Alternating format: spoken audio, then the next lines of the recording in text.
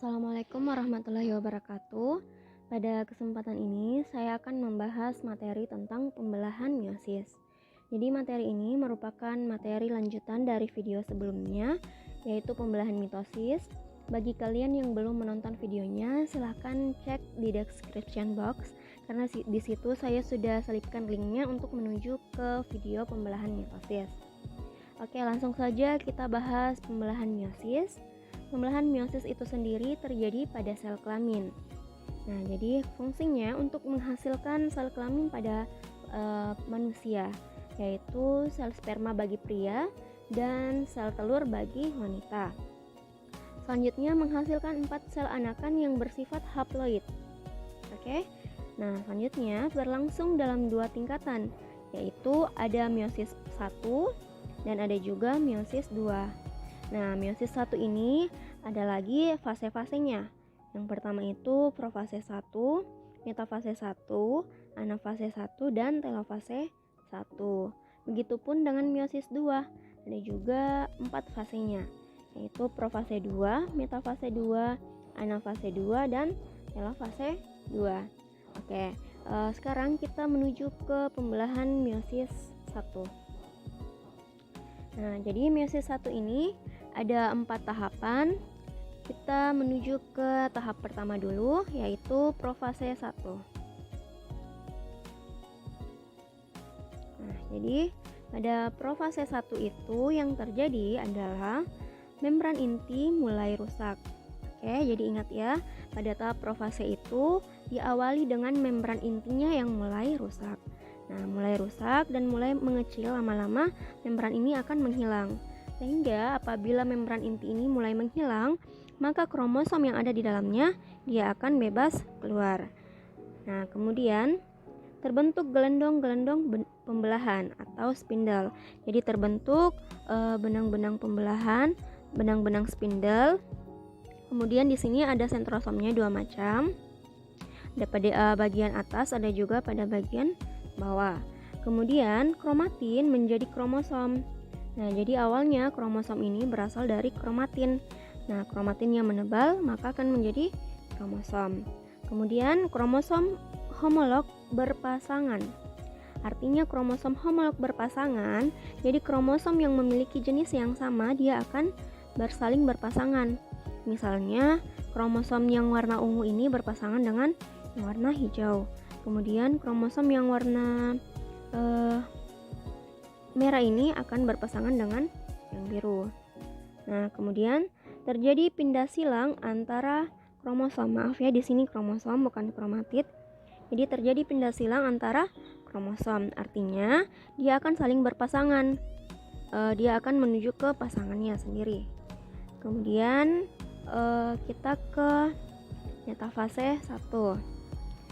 Nah, pada metafase ini kita lihat di sini sentrosomnya sudah berada di kutub yang saling berlawanan. Kemudian kromosomnya juga berada sejajar di tengah-tengah bidang pembelahan. Jadi kromosomnya dia akan bergerak menuju ke tengah-tengah bidang pembelahan yang nantinya akan ditarik oleh benang-benang spindle ini. Oke, selanjutnya kita menuju ke tahap anafase 1. Jadi yang terjadi pada tahap ini, kromosom homolog memisah dan bergerak ke kutub yang berlawanan.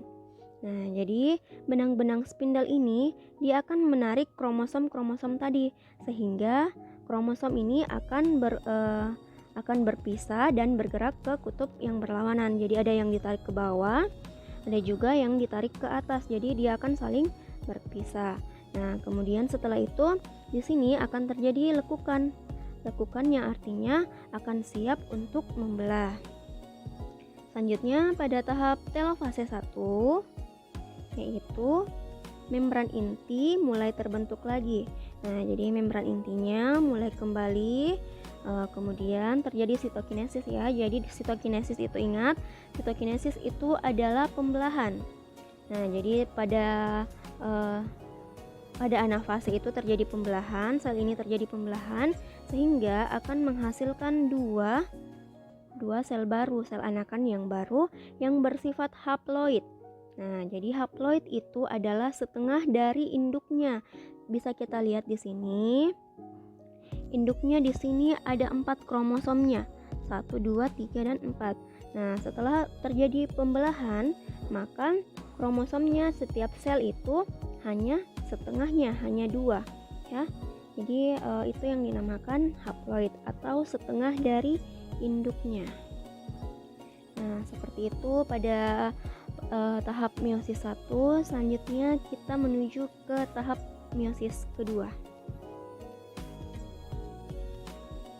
Nah, pada tahap meiosis kedua itu lanjutan dari meiosis pertama, sama ya, fasenya ada 4 juga yang diawali dengan tahap profase. Tahap profase di sini yang terjadi adalah membran inti mulai menghilang. Oke, jadi ingat ya, profase itu selalu membran intinya akan hilang atau akan rusak.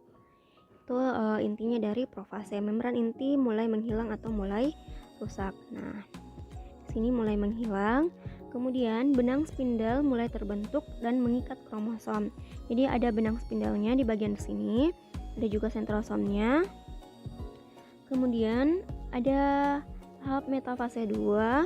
Ciri-cirinya adalah kromosom berada sejajar di tengah-tengah bidang pembelahan. Jadi kromosomnya akan bergerak ke tengah-tengah bidang pembelahan. Begitupun dengan sentrosomnya, ada yang ke atas, ada juga yang ke bawah. Yang artinya dia akan siap untuk menarik kromosom-kromosom ini. Selanjutnya kita ke tahap anafase. Pada tahapan ini kromosom akan berubah menjadi kromatid.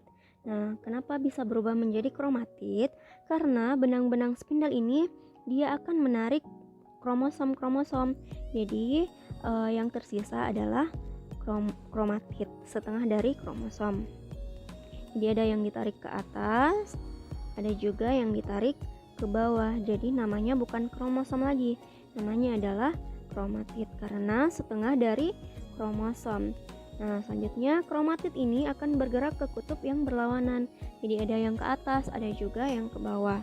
Nah, selanjutnya di sini terjadi sebuah lekukan yang artinya akan siap untuk membelah atau akan siap untuk berpisah. Nah, selanjutnya membran inti terbentuk kembali. Jadi membran intinya utuh kembali. Nah, selanjutnya terjadi sitokinesis. Sitokinesis artinya pembelahan, sehingga menyebabkan terbentuknya 4 sel anakan. Nah, jadi pada tahap anafase ini terjadi pembelahan sehingga hasilnya adalah 4 sel anakan yang baru, yaitu 1, 2, 3, 4. Jadi ada 4 sel anakan yang baru yang terbentuk pada tahap meiosis ini. Jadi hasilnya pada tahap meiosis ini adalah 4 sel anakan yang baru. Itu adalah salah satu perbedaan antara mitosis dengan meiosis. Jadi pada mitosis itu menghasilkan 2 sel anakan baru yang bersifat diploid atau sama dengan induknya, sedangkan pada tahap meiosis ini menghasilkan 4 sel anakan baru yang bersifat haploid atau setengah dari induknya. Oke, sekian pembahasan tentang materi pembelahan meiosis kali ini. Semoga penjelasan ini dapat dimengerti, kurang dan lebihnya mohon dimaafkan. Jangan lupa memberikan dukungan pada video ini dengan cara like, komen, dan subscribe. Semoga channel ini bisa memberikan manfaat bagi kita semua. Oke, wassalamualaikum warahmatullahi wabarakatuh.